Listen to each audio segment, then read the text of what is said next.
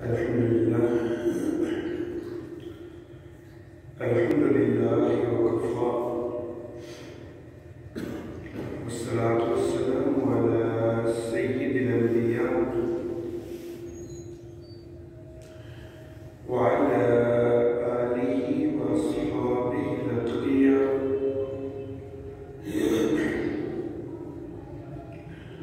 وعلى أولياء أمته والصلحاء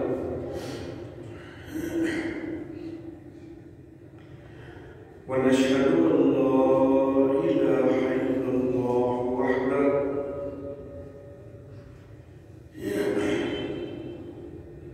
وحده لا شريك له ونشهد أن سيدنا ومولانا محمدا عبده ورسوله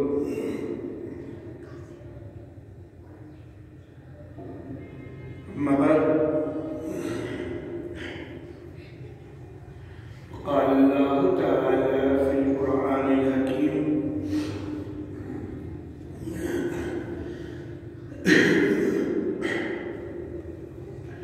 أعوذ بالله من الشيطان الرجيم بسم الله الرحمن الرحيم يا أيها الذين آمنوا لا تتخذوا اليهود والنصارى أولياء بعضهم أولياء بعض ومن يتولهم منكم فإنه منهم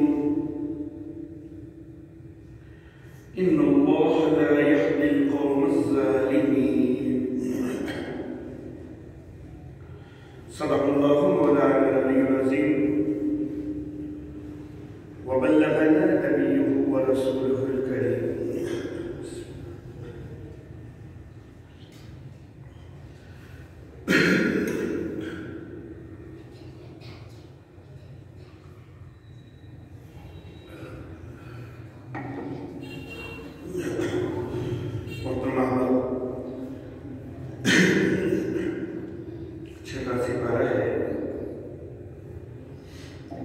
سورۃ المائدہ کی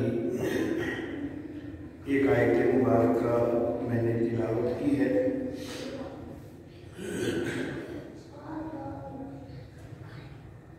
ہمارا آج کا یہ خطبہ جمعہ آپ احباب کو شاید تھوڑا سا روایتی انداز سے ہٹ کے محسوس ہو،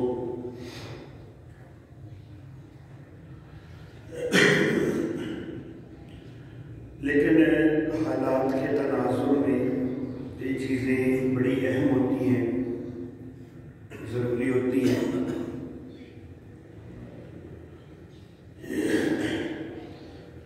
اس وقت کئی مسلم ممالک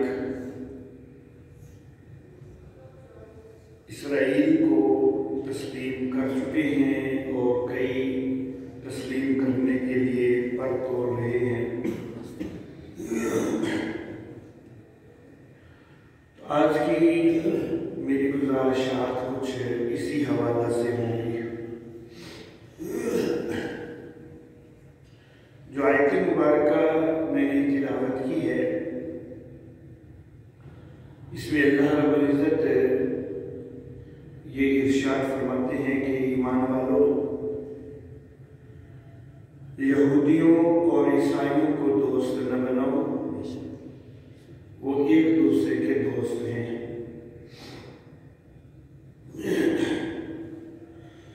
اللہ رب العزت نے یہود و نصارہ سے دوستی کرنے کو واضح طور پر منع فرمایا ہے۔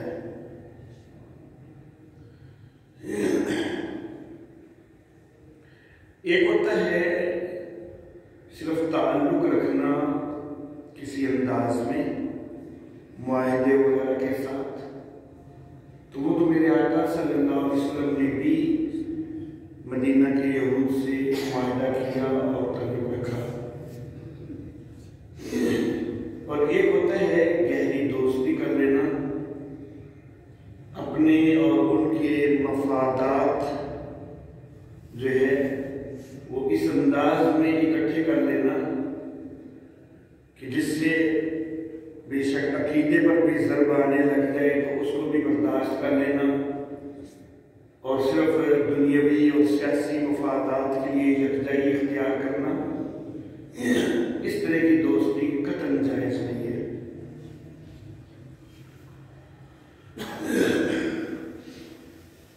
اسرائیل کو پاکستان نے الحمدللہ ابھی تک تسلیم نہیں کیا، اور اللہ کرے کہ ہمارے حکمران اس بات پر ڈٹے رہیں.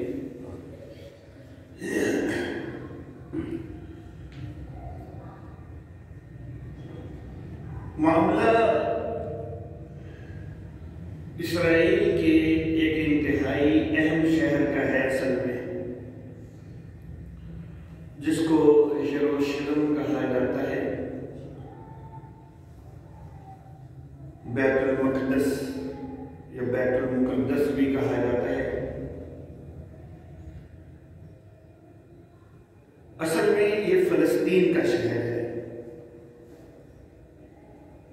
اگر ہم سے پوچھیں تو اسرائیل نام کا کوئی ملک ہمارے کاغذوں میں ہے ہی کوئی نہیں. ہم کسی کو اسرائیل تسلیم ہی نہیں کرتے ہیں. ہمارے نزدیک فلسطین ہی ہے. زبردستی قابض ہو کر اسرائیل کا نام رکھ دیا کچھ حصے کا تو وہ ایک الگ چیز ہے، لیکن ہمارے نزدیک دنیا کے نقشے پر اسرائیل کوئی نہیں ہے. ہمارے نزدیک فلسطین ہے، اور جس حصے کو اسرائیل کے نام سے شو کیا جاتا ہے ہمارے نزدیک وہ بھی فلسطین ہے. اللہ اللہ. تو معاملہ فلسطین کے ایک اہم شہر کا ہے اصل میں، جس کو یروشلم بھی کہا جاتا ہے، بیت المقدس یا بیت المقدس بھی کہا جاتا ہے. بعض لوگوں کو یہ غلط فہمی ہوتی ہے کہ بیت المقدس جو ہے یا بیت المقدس جو ہے یہ اس عبادت خانے کا نام ہے کہ جو یروشلم میں پایا جاتا ہے، لیکن اصل یہ ہے کہ یروشلم پورے شہر کو کہا جاتا ہے. صرف اس عبادت خانے کو نہیں کہا جاتا، پورے شہر کو بیت المقدس کہا جاتا ہے، بیت المقدس بھی کہا جاتا ہے. یہ شہر جو ہے یہود کے لیے بھی بڑی اہمیت کا حامل ہے، عیسائیوں کے لیے بھی بڑی اہمیت کا حامل ہے، اور ہم مسلمانوں کے لیے بھی بڑی اہمیت کا حامل ہے. یہود کے لیے اس لیے یہ اہمیت کا حامل ہے کہ یہ ان کا قبلہ ہے. عیسائیوں کے لیے اس لیے اہمیت کا حامل ہے کہ سیدنا عیسیٰ علیہ السلام و تسلیمات کی ولادت اسی شہر کے قریب بیت اللحم کے مقام پر ہوئی ہے. اور ہمارا مسلمانوں کا عقیدہ تو یہ ہے کہ سیدنا عیسیٰ علیہ السلام و تسلیمات کو اللہ رب العزت نے زندہ آسمانوں پر اٹھا لیا تھا. تو وہ جس مقام سے اٹھایا گیا تھا تو وہ یہی شہر ہے یروشلم یا بیت المقدس.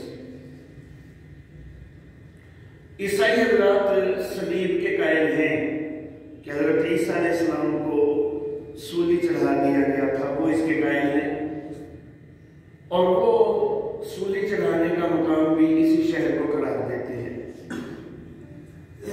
تو بہرحال اس وجہ سے عیسائیت کو بھی اس مقام کے ساتھ خصوصی دلچسپی ہے. ہماری مسلمانوں کی دلچسپی کہ یہ ہمارا قبلہ اول ہے۔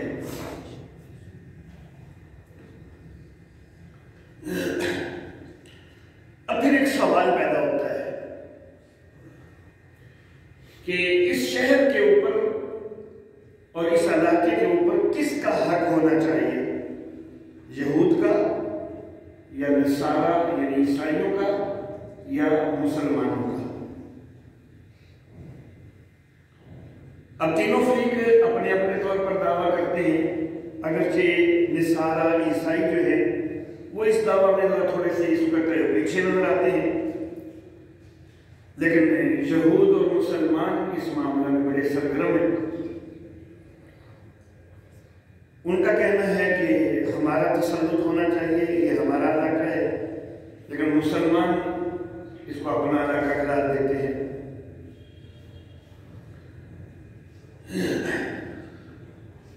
تاریخی لحاظ سے اس کے اوپر کس کا حق بنتا ہے، آج یہ میں نے واضح کرنا ہے، اور وہ الحمدللہ ثم الحمدللہ میں دلائل کے ساتھ واضح کروں گا کہ تاریخی لحاظ سے اس علاقے پر مسلمانوں کا ہی حق بنتا ہے۔ بظاہر یہ ہے کہ مسلمانوں کا تو چلو جی قبلہ تھا، کسی زمانے میں قبلہ اول تھا، بعد میں قبلہ تبدیل ہو گیا، تو مسلمانوں کے لیے وہ اہمیت اس کی نہیں ہے جتنی یہود کی ہے، کیونکہ یہود کا تو یہ مستقل قبلہ ہے، اور پھر یہودیت اسلام سے پہلے کا مذہب ہے،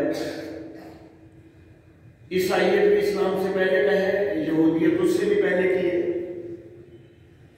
تو بظاہر تو یوں لگتا ہے کہ ان کا تو یہ مستقل قبلہ ہے یہود کا، اور یہودی ہیں بھی ہم سے بہت پہلے کے،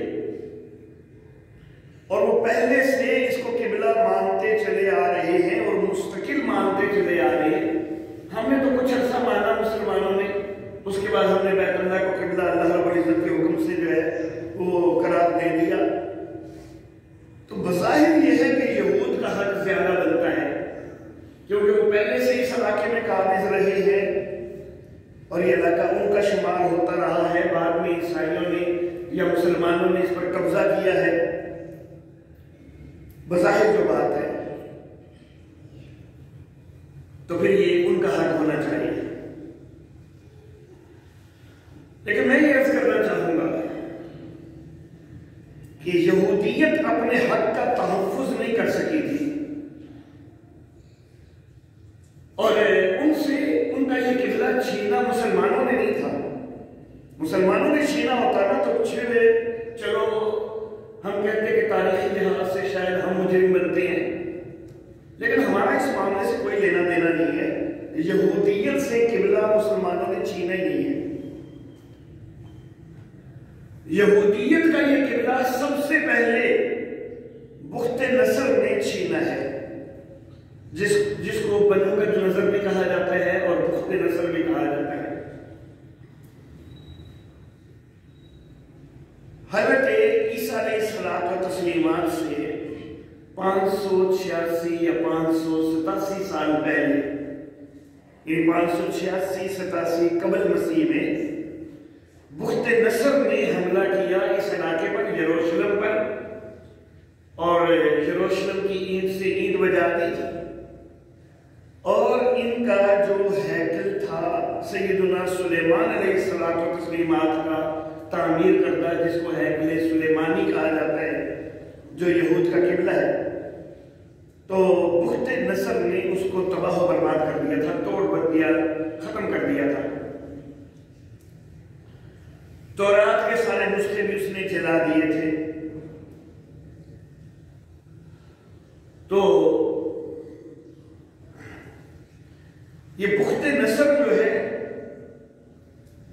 اس نے ان سے قبلہ چھینا ہے۔ اس کے بعد ایک حکمران ہے جس کو خورس بھی کہا جاتا ہے، کہ ارش بھی کہا جاتا ہے، سائرس بھی کہا جاتا ہے، گورش یا کورش بھی تلفظ ہے۔ فارس کا حکمران تھا، فارس کے علاقے کا. اور جہاں تک میری تحقیق ہے، قرآن حکیم کے اندر جو ذوالقرنین کا تذکرہ ملتا ہے، تو میری تحقیق کے مطابق یہی جو خورس ہے یہی ذوالقرنین کا بھی مصداق ہے. لیکن وہ ایک الگ موضوع ہے، تفصیلی موضوع ہے کہ اس وقت میں اس طرف نہیں جانا چاہوں گا. یہی خورش جو ہے اس نے یاجوج ماجوج کے لیے وہ دیوار بھی تعمیر کی تھی. بہرحال 538 یا 539 قبل مسیح میں اس سائرس نے بابل کا علاقہ فتح کر دیا. وہ جو بخت نصر ہے وہ بابل کا ہی حکمران تھا، جس نے یروشلم کو پہلے جو ہے وہ اپنے قبضے میں لیا تھا. اب یہ بابل جو ہے وہ فتح ہو گیا، سائرس نے بابل کو فتح کر لیا. جب بابل کو فتح کر لیا تو بخت نصر اپنے ساتھ بچے بچے یہودیوں کو غلام بنا کر بابل لے گیا ہوا تھا. اس نے ان کو بھی آزاد کر دیا اور آزاد کر کے ان کو واپس اپنے علاقے بیت المقدس میں جانے کی اجازت دے دی، اور وہاں پر ہیکل کی بھی دوبارہ تعمیر کی اس نے اجازت دے دی. 530 قبل مسیح میں یہ سائرس جو ہے اس کی وفات ہو جاتی ہے. اس کے بعد 516 قبل مسیح میں جبکہ اس علاقے میں اس کا داماد جس کو دارا اول کہا جاتا ہے وہ حکمران تھا، اس کے دور میں ہیکل کی دوبارہ تعمیر مکمل ہوئی ہے. اب یہودیوں کو گویا کہ ایک دفعہ پھر قبلہ اپنا مل گیا.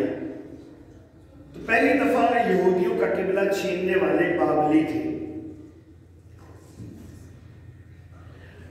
516 قبل مسیح میں دوبارہ ہیکل کی تعمیر ہو گئی، جس کو ہیکل ڈوم کہا جاتا ہے.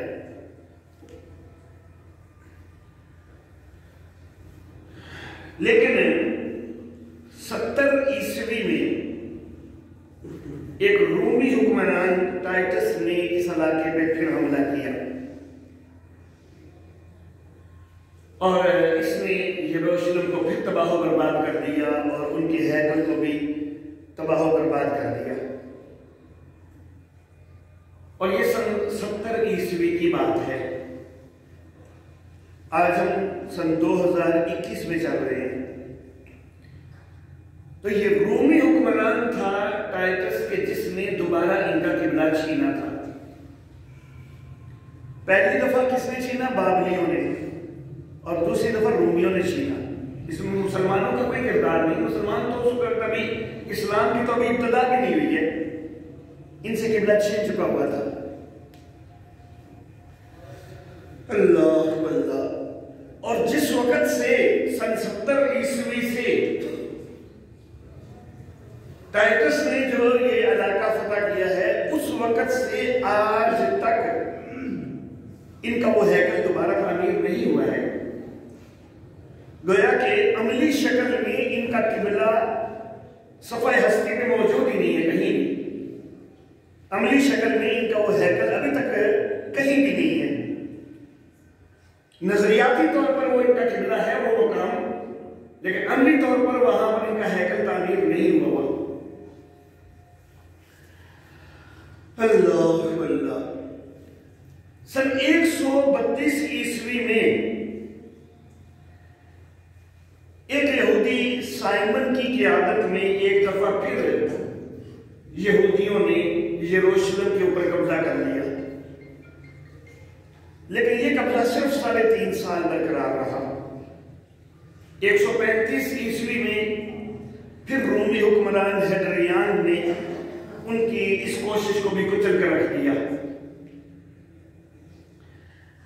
اور اس کے بعد یہ 135 عیسوی سے 1948 عیسوی تک دنیا کے کسی علاقہ کے اندر کوئی بھی حکومت یہودیت کی جو ہے وہ قائم نہیں رہی ہے، اور ہمارے نزدیک تو ابھی بھی قائم نہیں ہے۔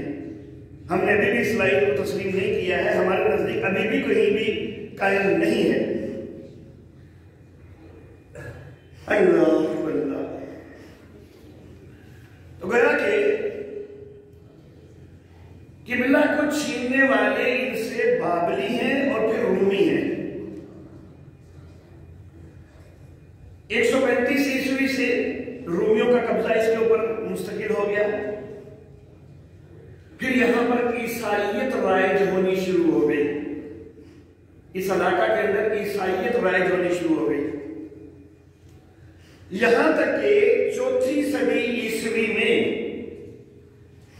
معاملہ یہاں تک پہنچا کہ یروشلم کے اندر جو بھی کچھ بچے کچے عیسائی یہودی تھے وہ سب عیسائی ہو چکے تھے، ان سب نے عیسائیت قبول کر لی۔ اللہ اللہ، تو گویا کہ یہود کے جو یروشلم کے آبا ہیں انہوں نے تو اپنا مذہب ہی چھوڑ دیا، انہوں نے عیسائیت کو قبول کر لیا، انہوں نے اپنے قبلہ کے حق سے گویا کہ خود بخود دستبرداری کر دی۔ پہلے وہ اس کو بچا نہیں سکے، 2 دفعہ تباہ و برباد ہوا، بلکہ تیسری دفعہ بھی ان کی جو تھوڑی سی کوشش تھی اس کو بھی کچل کے رکھ دیا گیا۔ پہلے یہ بابلیوں سے اور رومیوں سے نہیں بچا سکے، اور پھر خود انہوں نے عیسائیت کو اختیار کر لیا جو یروشلم کے اندر یہودی آباد تھے۔ تو گویا کہ انہوں نے اپنے قبلہ والے حق سے خود بخود دستبرداری اختیار کر کے اس کو عیسائیوں کے حوالے کر دیا تھا۔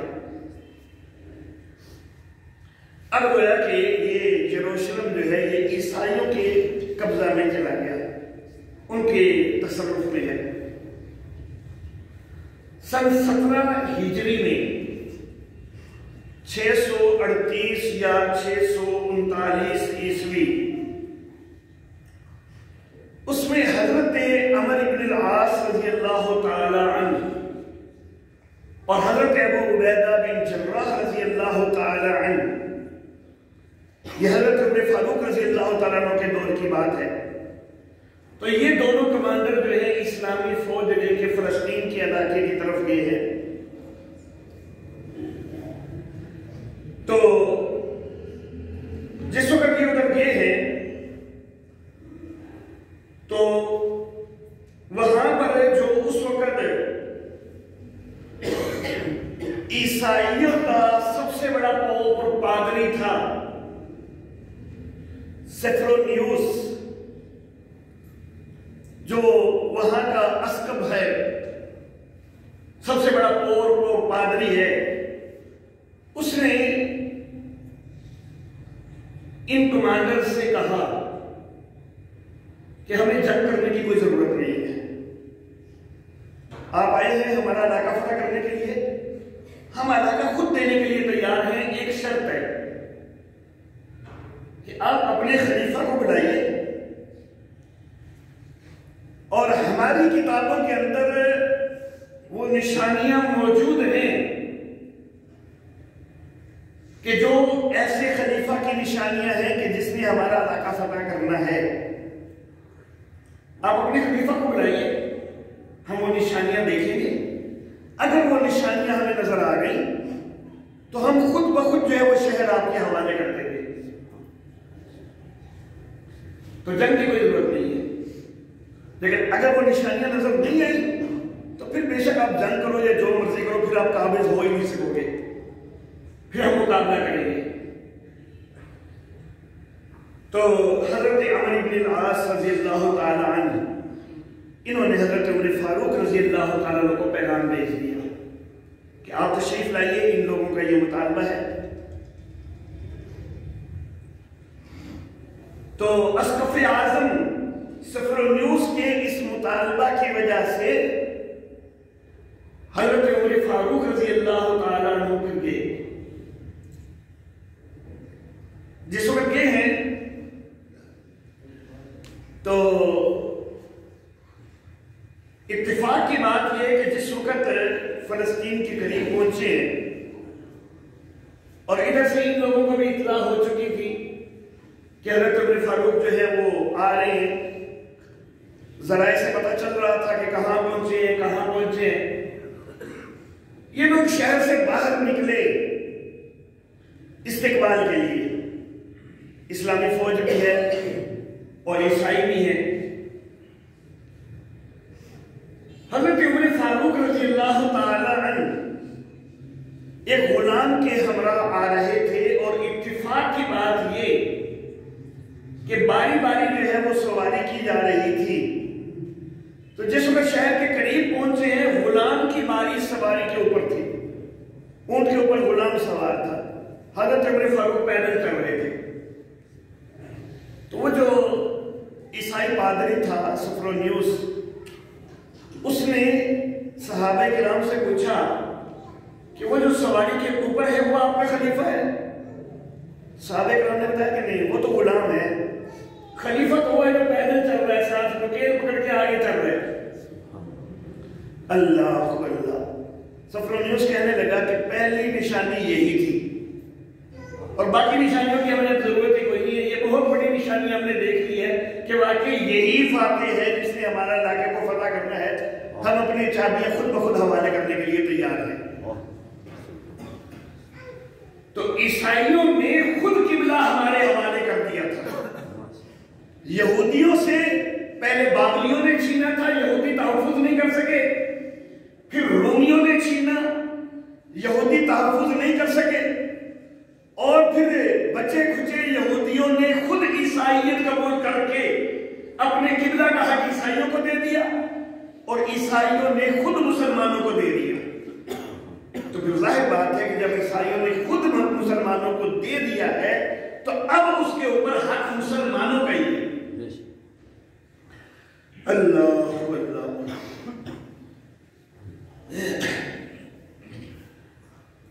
درمیان میں ایک دفعہ 492 ہجری 1099 عیسوی، اس میں پہلی صلیبی جنگ میں عیسائیوں نے ایک دفعہ یروشلم پر قبضہ کیا ہے بیچ میں، لیکن ان کے آباد چونکہ خود ہمیں دے چکے ہوئے تھے، ہمارا حق تھا۔ تو صلاح الدین ایوبی رحمہ اللہ، انہوں نے اس حق کو پھر واپس لیا تیسری صلیبی جنگ کے اندر 583 ہجری 1187 عیسوی، اس میں صلاح الدین ایوبی نے اس کو دوبارہ آزاد کروایا، اور پھر 588 ہجری 1192 عیسوی میں پھر ایک عیسائیوں اور مسلمانوں کے درمیان ایک باقاعدہ معاہدہ بھی طے پایا، اور اس معاہدے کے اندر عیسائیوں نے پھر مسلمانوں کو یہ شہر دیا۔ تو گویا کہ عیسائیت نے دوسری دفعہ جو ہے وہ یروشلم مسلمانوں کو دیا۔ یہودیت نے عیسائیوں کو دے دیا تھا، اور عیسائی آباد نے خود ہمیں دیا ہوا ہے، 2 دفعہ دیا ہوا ہے، اور اپنی رضامندی سے دیا ہوا ہے۔ تو ظاہر بات ہے کہ اس کے اوپر پھر مسلمانوں کا حق ہے۔ 19ویں صدی کے اندر یہ یہودیوں کے اندر یہ تحریک پیدا ہوئی کہ کئی صدیوں سے ہم جو ہے وہ متفرق دنیا کے مختلف حصوں میں ہیں، ہمیں اکٹھا ہونا چاہیے۔ تو پھر یہ بدبخت جو ہے فلسطین کے علاقے میں جمع ہونے شروع ہوئے، یہاں تک کہ 1882 عیسوی میں فلسطین کے اندر جو ہے وہ پہلی یہودی مہاجر بستی جو ہے وہ ان بدبختوں نے قائم کر لی۔ 1917 عیسوی میں پہلی جنگ عظیم کے دوران اس علاقے پر برطانیہ کا قبضہ ہو گیا، اور برطانیہ نے یہودیوں سے ان کی ریاست بنانے کا وعدہ بھی کر لیا۔ تو یہ حق تو مسلمانوں کا تھا، لیکن زبردستی جو ہے وہ قبضہ اور تسلط جما لیا برطانیہ نے، اور انہوں نے یہودیوں کے ساتھ گٹھ جوڑ بھی کی، ان کو ریاست بنا کر دینے کا وعدہ کر لیا۔ 1900 1947 عیسوی میں برطانوی جو اس علاقے پر قابض تھے انہوں نے اعلان کر دیا کہ جو ہم نے وعدہ کیا تھا یہودی ریاست بنانے کا تو ہم 1 سال کے اندر اندر اپنی فوجیں یہاں سے واپس بلا لیں گے اور یہاں پر یہودی ریاست جو ہے وہ قائم کروائی جائے گی۔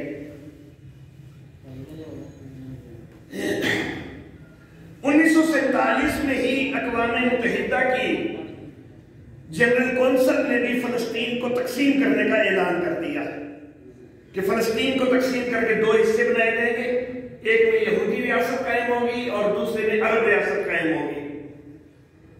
لیکن عرب لیگ اس نے اس چیز کو بالکل مسترد کر دیا۔